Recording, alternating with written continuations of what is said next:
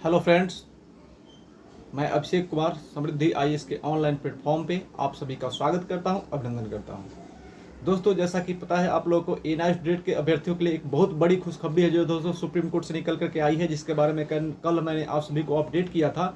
कि supreme court में जो ट्रांसफर पिटीशन दायर किया गया था वो ट्रांसफर पिटीशन जो है वो सुप्रीम कोर्ट में एक्सेप्ट कर लिया गया है। यानी कि आप अपनी जीत की लड़ाई की पहली जो सीढ़ी है उसको पार कर चुके हैं और पहली जीत जो है आपको मिल चुकी है। इसके बारे में मैंने कल आपको अपडेट किया था, आप सभी को सूचना दे दिया था।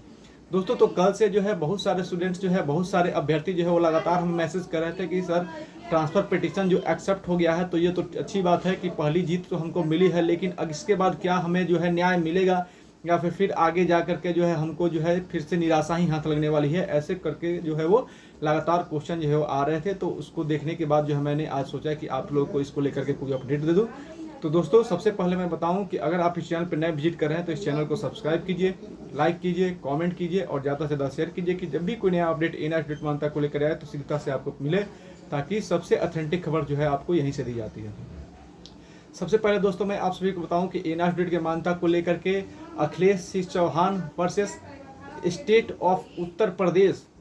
दोस्तों, Akhilesh Singh Chauhan versus state of Uttar Pradesh का जो केस था, इसकी ट्रांसफर पिटीशन था, इसकी सुनवाई कल सुप्रीम कोर्ट में होने वाली थी और इसको लेकर के सारे स्टूडेंट्स को जो है एक उम्मीद थी और ये उम्मीद जो है सफलता में बदली, क्योंकि कल जो है इस ट्रांसफर पिटीशन को सुप्रीम कोर्ट में एक्सेप्ट कर लिया गया है और अब इससे जो है बहुत सारी उम्मीदें जो है लोगों को बन गई है। सबसे पहले मैं बताऊं कि इसके जो एडवोकेट हैं मनदीप कल्ला सर, उनसे जब बात हुई तो उन्होंने बताया कि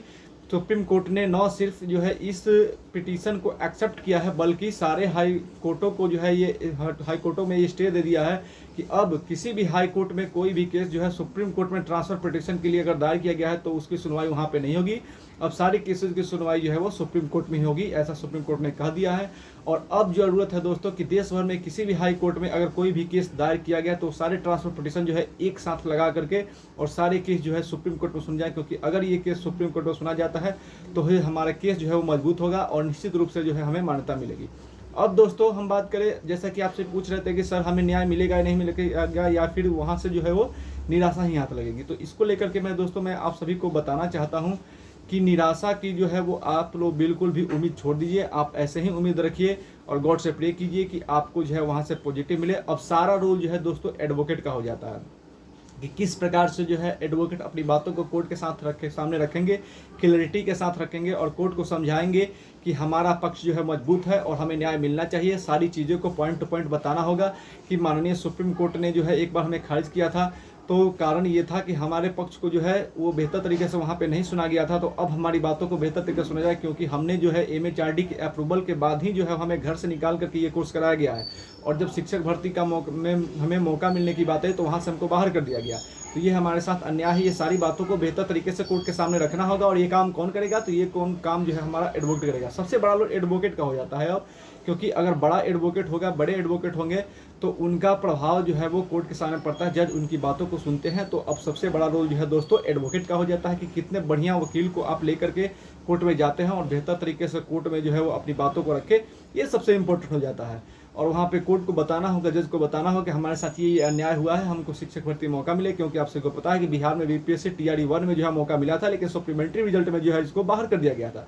तो इन सारी बातों को रखना होगा। और अब आने वाली जो अगली बहाली है, यानी कि देश भर में अगर बीपीएससी टीआरई 4 बिहार में आता है और देश भर में चाहे उत्तराखंड हो, चाहे उत्तर प्रदेश हो, चाहे हरियाणा हो, चाहे पंजाब हो या मध्य प्रदेश में कहीं पे भी अगर नई शिक्षक भर्ती आती है तो हमें मौका दिया जाए, ये बात जो है वो कोर्ट के सामने एडवोकेट को रखना होगा। यानी अब सबसे बड़ा अगर इंपॉर्टेंट रोल किसी का है तो वो एडवोकेट का है। तो हमें ध्यान रखना होगा कि बेहतर से बेहतर एडवोकेट को रखें और तब सुप्रीम कोर्ट में अगली राय रहे, क्योंकि अगली सुनवाई जो है दोस्तों जुलाई में होने वाली है। तो ये अपडेट था कि अगली सुनवाई हमें जुलाई में देखने को मिलेगी, जुलाई में अगली सुनवाई होगी और उस सुनवाई में हमें बेहतर से बेहतर एडवोकेट को रखना होगा, क्योंकि एडवोकेट ही जो है वो हमको जो है वहाँ से न्याय दिला सकता है। धन्यवाद।